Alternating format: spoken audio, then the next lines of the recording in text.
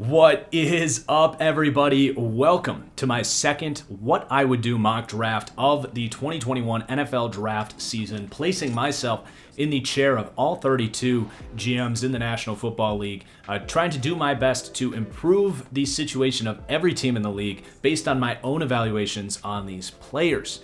And we have grown a lot over the last 3 weeks since I did my last mock draft. I talk a lot about how players are raw coming out. Well, I was very raw in my first mock draft. I had only begun my evaluations. Well, as we sit here today, I have evals on about 50 players, so my understanding of these guys has grown dramatically and will continue to grow and change as we go. But I wanted to get that out there, let you know that there will now be grades on every player that I mock here in the first round. If you want to know what those grades mean, I have changed my grading scale to adjust to what the NFL front offices use on that 8-point scale. If you want more information on that, it is in the description below. But just a heads up that we now have grades on every player and have full opinions on every player getting drafted, which is great. And guys, if you enjoy my draft content and you can't get enough TFG draft analysis, I definitely encourage you to head over to my Patreon. It's patreon.com/ThatFranchiseGuy.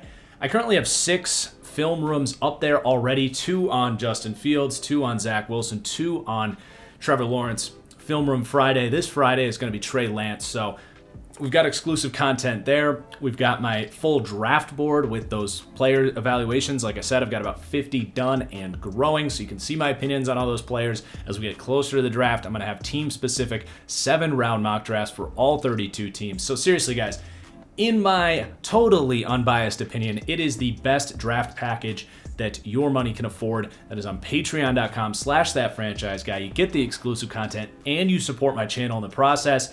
So if you're a draft junkie, I definitely encourage you to go check that out. So let's go ahead and get into it. There is one more little note here. We got quarterback trade drama galore this mock draft season, which definitely mixes some things up. And as we go, we're going to try different scenarios here just to kind of see how it plays with it. Because I can tell you who the good fits are and kind of make some of these moves as if I was the GM, but I don't really know where Stafford and Watson are truly going to end up. In this world right here that we're about to mock, we're going to stick with Deshaun Watson staying in Houston. I still think despite all of the hoopla, it's going to take a lot to get him out of Houston. So in this scenario, we're going to keep him in Houston. Maybe we change that for the next mock draft. We'll see how that situation develops. But Matthew Stafford is on the move, and I talked about him on a short clip I did on Sunday. He is going to be heading to the Washington football team in this scenario for the 19th overall pick and a first-round pick next season. That's the scenario we're going with here. So Washington not going to have that first-round pick here. Detroit going to have that 19th overall pick. Let's go ahead and get started. Again, these picks are what I would do based on my own evaluations. Here we go. Jacksonville, Trevor Lawrence. No surprise there. There will be more talk about Trevor Lawrence and what I think about him as a prospect, but this is a no-brainer. Let's not waste any time and continue on. And then that takes us to the number 2 overall pick here, and we're going to stick with Zach Wilson here to the New York Jets. And I really said this 3 weeks ago that, yes, Justin Fields is exciting. He's coming out of Ohio State, hyped up, a guy that's competed for national championships. But when you really dive into the tape and you take the time to analyze every drop back, there's no competition. Like, I'm sorry, Zach Wilson does everything better as a quarterback. He's a good athlete. His arm is just as good. He's just as accurate. He does all these nice things between the margins. He goes through his reads. He's comfortable coming off that first progression, which to me is my biggest knock on Justin Fields. His pocket presence is flawless, and he looks off safeties, and he throws with leverage. He is just, it's not to hate on Fields. It's really a compliment to Zach Wilson. I think Zach Wilson would be the number 1 pick in a lot of drafts throughout the last 10 years. I think Zach Wilson is closer to Trevor Lawrence than Justin Fields is to Zach Wilson. Sure enough, today, Daniel Jeremiah comes out, and he's got Wilson well ahead of the other 2 quarterbacks behind him. I really think this is going to continue to play out, and more people will start to kind of wake up to Zach Wilson as the number 2 pick in this draft class. And then on top of that, Sam Darnold is going to be heading to Indianapolis in this scenario for their second-round pick. And then the number 3 pick, Penei Sewell to the Miami Dolphins. Same analysis here. He really is a stud. You got to keep in mind, yes, his technique is not perfect quite yet. He was only a sophomore in 2019. We didn't get to see that big development into his third season. That's really important for offensive line. So I'm going to take Penei Sewell, get that automatic upgrade at left tackle. You kick Austin Jackson to right tackle. You upgraded right guard because Robert Hunt, who in my opinion is a better guard than tackle, you really put a good offensive line there in front of Tua. You got some playmakers there in place and plenty of picks later to address playmaker as well. And then we've got the number 4 overall pick, and we are going to stick with Justin Fields here. And despite this being way too rich for my blood for truly, to me, a boomer bust prospect in Justin Fields, the landing spot just makes far too much sense for a variety of reasons. Number one, Atlanta, in reality, they're probably not picking in the top 10 again. With Matt Ryan and these offensive weapons, I don't think, the defense will drag them into the bottom 5 again. It's just very rare that a team like Atlanta with an older quarterback has an opportunity to, plant their flag for the next 20 years at that quarterback position. And I love Fields in this landing spot because of the new offensive hiring of Arthur Smith. You put him in a scheme that perfectly utilizes Fields' skill sets and perfectly negates his issues. The Arthur Smith Shanahan offense utilizes mobility from the quarterback, the ability to throw on the move, create moving pockets, and the ability to accurately throw the ball downfield. I would say those are the 2 largest strengths for Justin Fields. And the other thing that scheme does is it simplifies the offense and, most importantly, creates big plays off of the first read, which Justin Fields, when he's in structure, is a thing of beauty. That is why the hype is there for Justin Fields. The problems show up very similarly to the problems that I think Ryan Tannehill had for Arthur Smith in Tennessee. When that first read isn't there, what do you get? And that, to me, is up in the air. But again, the fit here for Justin Fields is flawless. You get that long-term upside, and he can sit and develop. And because of that, maybe he does learn to go through progressions, especially under Matt Ryan, who he's going to study under. Matt Ryan is one of the best at going read 1, read 2, read 3. It's just a perfect spot for Justin Fields. And as someone who I do have my doubts on Justin Fields, if he lands in a spot like this, I'm in. I think he would be a top 10 quarterback in a couple years after they move on from Matt Ryan. All right. Cincinnati at number 5. We're going to stick with Jamar Chase here. I would look to trade down, but as I say, it takes 2 to tango, and I didn't see a trade up partner here to come up for any of these players. You want offensive line here for sure, but there's other ways to address the offensive line, whether it's free agency, whether it's later in this draft. You get an elite receiver prospect to pair with his college quarterback, Joe Burrow. If you have any concerns about Jamar Chase sitting out the season, well, putting him back where he left off with Joe Burrow is a great way to kick those tires right away. I love the landing spot. You're going to put an elite receiving core there in front of Joe Burrow, and there's other ways to figure out the offensive line.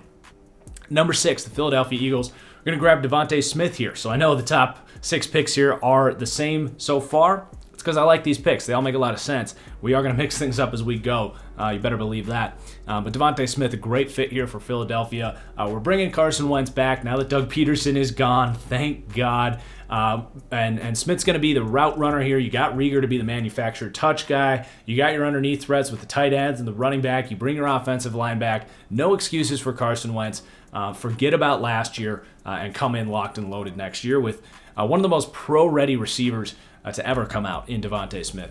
Then the number 7 pick, this was extremely difficult with Detroit here. Matthew Stafford gone now. This team probably not going to compete here in year 1. So what do? Do you try to add playmakers here for a quarterback of the future? Do you take a Trey Lance and roll the dice with him? Or do you go defense and try to establish that side of the ball? Extremely difficult decision-making to go about with here, and I don't know exactly what their mentality is going to be here. But I am going to go with Micah Parsons, linebacker out of Penn State. You're bringing in the defense coordinator from New Orleans, and my comparison for Micah Parsons is Demario Davis, is that bigger-bodied linebacker who's decent in coverage, excellent blitzer, not afraid to thump. So a great scheme fit, someone that they're going to be comfortable with. And this defense has a just unapologetic lack of talent. This is an influx of that.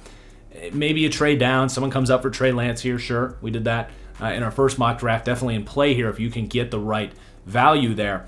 Didn't see it here. Just Trey Lance, I like him as a prospect, but he's a guy that needs the right situation. And this, it's not stable. It's not a situation where I'm, as a general manager, prepared to put Trey Lance. I wouldn't be surprised if they go that direction in real life, but that's not the route I'm going to go. Then the 8th pick, and this is going to be the same. Kyle Pitts here to Carolina. I honestly cannot understand why Panthers fans don't like this pick. You all of a sudden have, right there with the Chiefs, the Cowboys, the Bucks, elite playmaking talent in front of you. Kyle Pitts is this hybrid receiver, tight end, and the beautiful thing here is the variety of skill sets that you're creating. You got your outside receivers in Robbie Anderson, DJ Moore, who can work over the middle. I don't know if you bring Curtis Samuel or not. If you bring him back, he's a pending free agent. But you get Kyle Pitts to be that versatile tight end piece. Think about Mike Gesicki, Darren Waller, somewhere in between there. And then you have Christian McCaffrey coming back next year. I mean, whether you go get Sam Darnold or make a play for a different quarterback down the road, or you're just going with Teddy Bridgewater here, like this is the type of weaponry that can create a top 10 offense with just an average quarterback like Teddy Bridgewater. So I really don't know why Carolina is the fans are so against this pick. He is a top 4, top 5 player in this class. He's incredible. So I love this pick for Carolina. And they have no tight end on the roster at all. They have no one that can play this role even remotely close. You can find a blocking tight end somewhere else. All right. Denver at number 9. I'm going to stick with Patrick Surtain. And I'm actually really impressed by what I've seen from Surtain so far. I think he's somewhere between Jimmy Smith and Jalen Ramsey. I'm super impressed by his technique. He plays the run defense. He plays the run extremely well. He tackles. He's super smart in zone coverage. He's got good short area burst to make up for some of those out routes, crossers, in routes that maybe that lack of top speed might hurt him a little bit. I'm really excited to see what he runs. If he runs under a 4.5 or right at 4.5, I'm close to making Patrick Surtain a blue chip prospect and better than, frankly, any corner I've had since Jalen Ramsey. So I think very highly of him, and especially in this scheme, he'd be perfect with Vic Fangio. So Patrick Surtain to the Denver Broncos. Then the Dallas Cowboys at number 10. You'd love to get Surtain here because they just signed Dan Quinn, who's looking for a Richard Sherman in his cover 3 Seattle scheme. That is Patrick Surtain all the way. And it could be Caleb Farley. It really could. It's just a little bit too rich for Caleb Farley. I'm not quite in on Caleb Farley as this top 10 prospect. I think he's a good corner prospect, but he's actually my number 3 corner on my draft board. So I could take him here, but I'd look to trade down if I can. And this is where a trade up makes sense for Trey Lance. And it's going to be the Minnesota Vikings coming up to jump the San Francisco 49ers because Trey Lance, everything we said about Justin Fields as far as this scheme, the Shanahan-Kubiak offense, which I'm assuming the Vikings are going to try to replicate. They've had so much success with it. I don't know why they wouldn't now that Kubiak has retired there. But this gives Minnesota upside at the quarterback position that they have not had in 20 years other than the 1 year where they had Brett Favre playing well. Trey Lance is from Minnesota. He can sit and develop behind Kirk Cousins, who everyone knows is not the long-term plan here.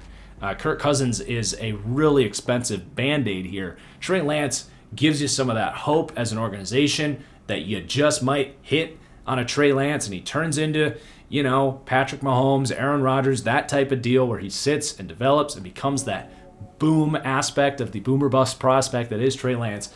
Really exciting fit here for Minnesota. The hometown kid, Trey Lance, moving up, and we're going to give up a 3rd-round pick this year and a 4th-round pick next year, as well as pick 14 for the Cowboys to move down. And then the Giants at number 11. We're going to snag Jalen Waddle here. I do like Darius Slayton, but this is just an upgrade in that role. I don't know what you do with Slayton at that point. Maybe he is just another outside receiver. But Daniel Jones is actually not a terrible vertical passer. He's not ideal, but I do think a Jalen Waddle can help him. And he's going to give you some of that catch and run ability. You hope that the tackles with Thomas and Peart can develop in year 2. And hope this thing really works out for Daniel Jones. But that's really the only value and need that made sense for the Giants. So a pretty easy pick there. Then the Niners at number 12. Trent Williams probably not going to be back here. He's going to be very expensive, and the Niners aren't exactly swimming in cap space. So we're going to grab the best tackle available, Christian Darrisaw, who's a great athlete, similar to Trent Williams. Going to be a great run blocker here. I got a pass protect, plug and play left tackle, right there at number 12, about where he's going to come in on my draft board.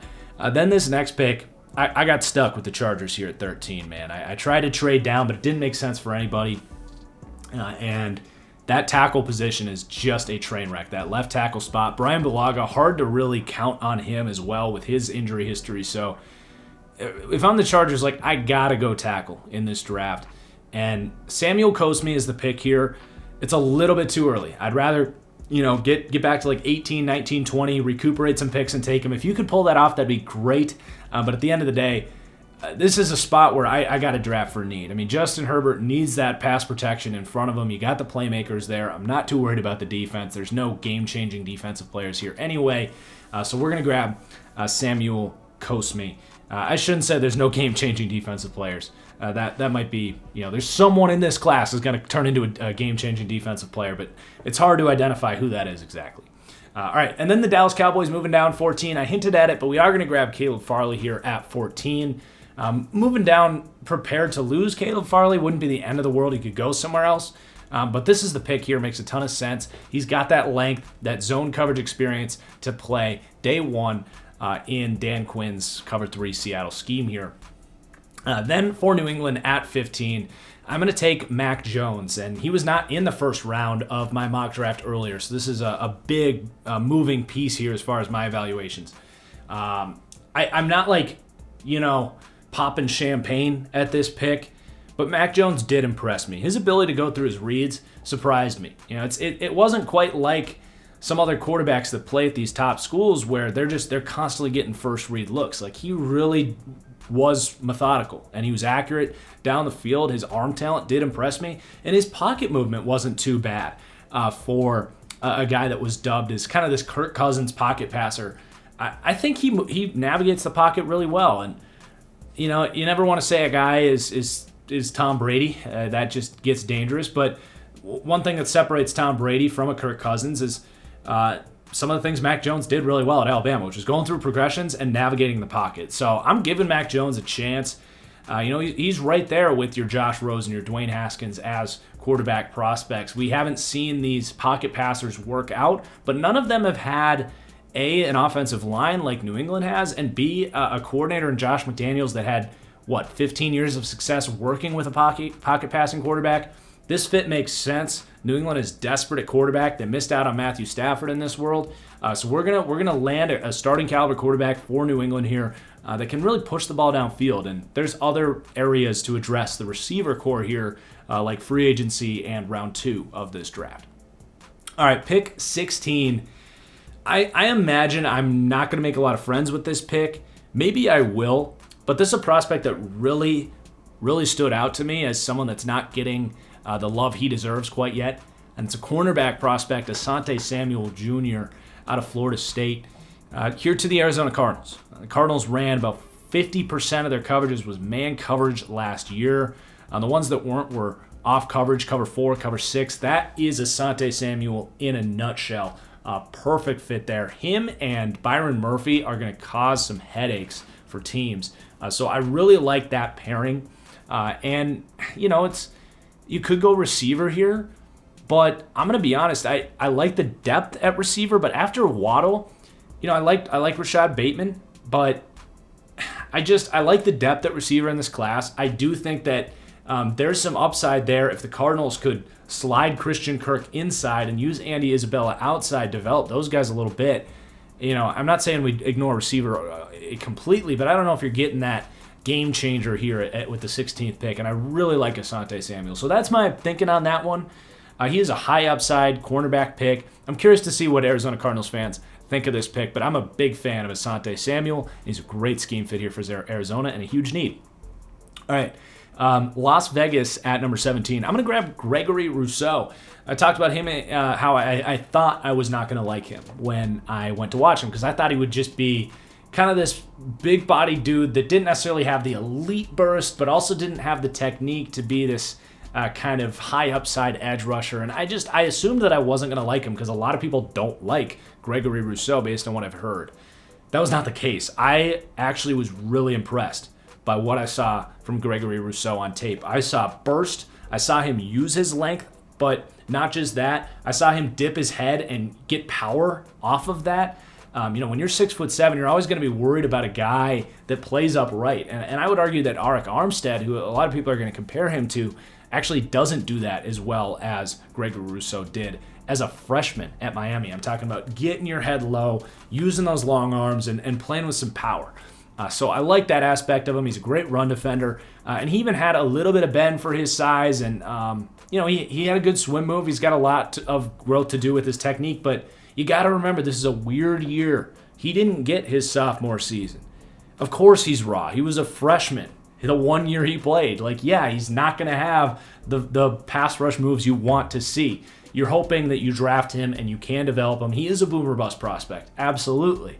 But, Las Vegas, who this team has gone the opposite of boomer bust in the first round for the last 2 years, they need some upside on this defense. And Gregory Rousseau, if he hits, slam dunk pick. I mean, you're looking at a guy that could have been a top 5 pick if he played and showed some of that development. So really intrigued by Gregory Rousseau. I love the fit here schematically in that 4-3 defense. And just go get it, Rousseau. Got to go to work, got to develop that technique, and finally Las Vegas can have a pass rusher worth a damn here. Then Miami at 18. This is going to be the Rashad Bateman pick. I love the fit here where you've got Parker on the outside, you got Gesicki, you got some scrappy playmaker types like Grant, and I don't know if Wilson will be back there, but and then you also have Preston Williams on the outside, but Bateman to me is the route runner here. You can line up in the slot, you can be your number 2 receiver, beat press, get open early, 4 to a great fit there, Rashad Bateman to the Dolphins, who really crushed this draft. You get offensive line upgrades at left tackle, and right guard because you're sliding pieces around after the Sewell pick. And then you get, I think, the missing piece from a receiving aspect in that guy that can separate quick and early and create after the catch. All right, number 19, where Detroit picks up this pick from Washington. We're going to use this to grab Christian Barmore. So the theme here for Detroit is to try to beef up this defense here in year 1 with Dan Campbell. And Barmore, I kind of predicted this 3 weeks ago. This is not a great-looking defensive tackle class. There's some early hype for, Ozigwe or something. I think he's out of Washington, the Senior Bowl this week. We'll see how that develops. But other than that, it looks kind of like a lost cause at interior defensive line, which was Detroit's biggest weakness last year, in my opinion.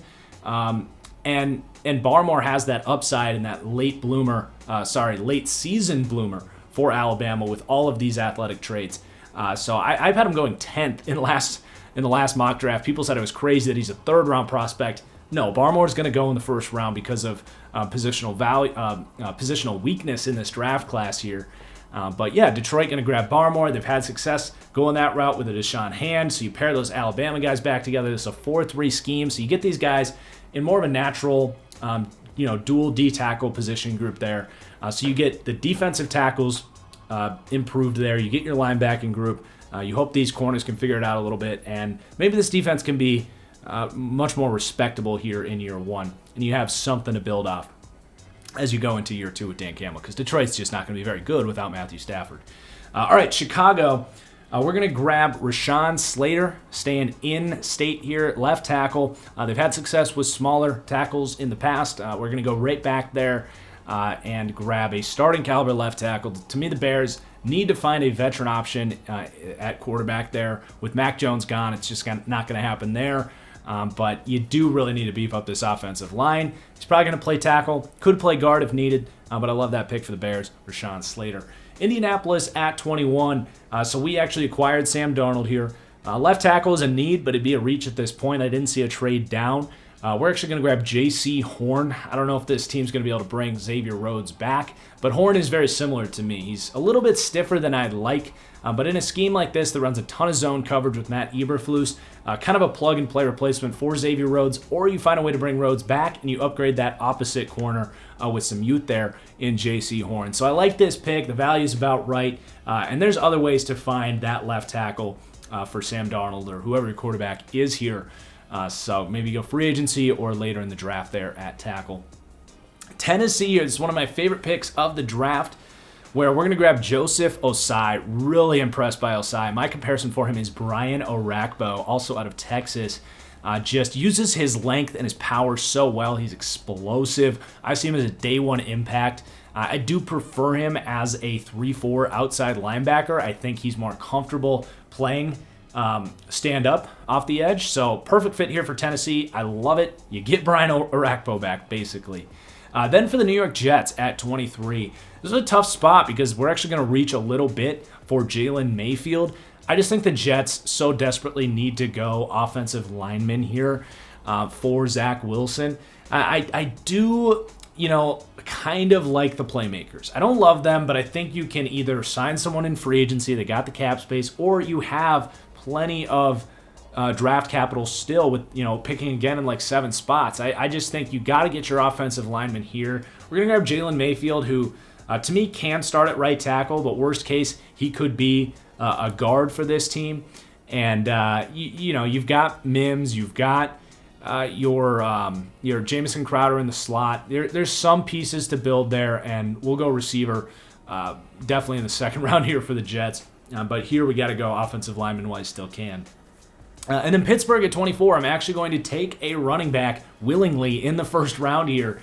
I think Pittsburgh's path to winning a Super Bowl next year, it's counter to what I say for a lot of teams, but Pittsburgh's in a unique situation where they have a potential to have an elite defense. They can get back to having a good offensive line. And in that situation, if you can be a top running team, you can win a Super Bowl with that formula, with playmakers in the receiving game with Big Ben, but leaning on Big Ben to throw the ball 60 times like he had to against Cleveland, it's just not going to be successful, as we saw. So actually get a franchise cornerstone running back here in Najee Harris, who I think will change the landscape of this offense and even improve the offensive line in a lot of ways as well. So Najee Harris is the pick there for the Pittsburgh Steelers, who are cap strong, getting a top running back who at this point in time, Najee Harris has the highest grade of any player in this class because running backs are just proven that they come in day one and make that impact. So in the right situation, running back in the first round can make sense. All right, Jacksonville, we're going to go with Pat Freiermuth, kind of climbing up draft boards, mine included. Really athletic dude, unproven, certainly, but so is George Kittle, coming out of the Big Ten with those athletic traits. Looks a lot like Mark Andrews there for Penn State. And Jacksonville, I think, swing a little bit for a difference-making playmaker here at that tight end spot for Jacksonville, rounding out what looks like a really exciting receiving group. You're starting to see Freiermuth in a lot of first-round mocks these days. And then Cleveland, going to grab Zaven Collins. Really impressed by this player, a unique player with length and size and a rare zone coverage ability. He is a guy that I'm afraid is going to be pigeonholed into the sort of Kyle Van Noy role because he looks like an edge rusher, but he does not play like that at all. Cleveland here would be very smart to play him as a weak side linebacker where, he's not a great thumper at that size, believe it or not. He might get there, but he's not a Mike. He is a weak side linebacker, but he can drop into zone coverages, and he does what maybe 7 players in the NFL do, and that is cover players, not grass, in zone coverage. He finds a guy to gamble on, basically. He understands his role in the defense, and he will take guys out in coverage. Like, he covers dudes in coverage, basically, which sounds simple, but a lot of linebackers just can't figure that out. So Zaven Collins can be a difference maker to this coverage unit. A very unique prospect. I don't have a player comparison for him because he's athletic and lengthy, but he's got really good coverage instincts. But he's not much of a thumper. So he's a weird player, but a great fit here as a weak side linebacker for Cleveland. And maybe you bring, it doesn't sound great, but like B.J. Collins or maybe Sion Takitaki takes the true Mike role. But really like Zaven Collins here to Cleveland, who needs an uptick in talent on defense, especially at that linebacker group. Baltimore here, Ravens fans are screaming for wide receiver. I'm starting to like the depth at wide receiver a lot more here, and I don't know who here is an immediate upgrade. I like Tony, I like Rondale Moore. There's some pieces there, but I also really like Devin Duvernay. So personally, I'm willing to gamble that Duvernay, in an increased role with Willie Snead maybe on his way out here, can take that step up as that slot guy. I like Marquise Brown on the outside. I know he's, kind of down in the dumps these days, but I'm going to believe in him. And then you got Miles Boykin in year 3. He's not ideal, but I just don't think a wide receiver pick right here is going to give you that game-changing impact that a lot of Ravens fans are hoping for, but doesn't mean you can't address wide receiver somewhere else, whether it's free agency or in the second round. So we're going to take Creed Humphrey, a center out of Oklahoma. That center position was a rough spot for the Ravens ever since they let Ryan Jensen go, and Matt Skura has not worked out there. So they need someone that can actually snap the ball to Lamar Jackson without sending it over his head. They need a guy that's comfortable organizing protections and a good run blocker, and that's Creed Humphrey. So we're going to go there for the Baltimore Ravens. Improve that offensive line that's also a massive problem. I'd say the offensive line is just as much of a problem as the receivers are as far as getting this to be the offense that they can be. And then 28, the New Orleans Saints.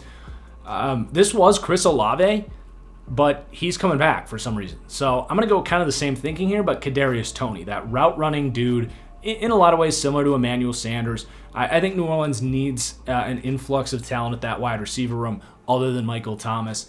So that's the pick there for New Orleans. They're pretty loaded everywhere else. They're a tough team to know kind of what their outlook's going to be. But as far as the type of offense they like to run with quick separators and playmakers after the catch, I know that Sean Payton will like Kadarius Toney. So that's the pick right there. And then Green Bay at number 29. I hinted at this on Twitter. I said, I'm actually not taking a receiver in the first round for the Green Bay Packers. Well, that's because we're going to trade down a few spots, and we're going to take a receiver with the 33rd pick in this draft, but it will not be in the first round.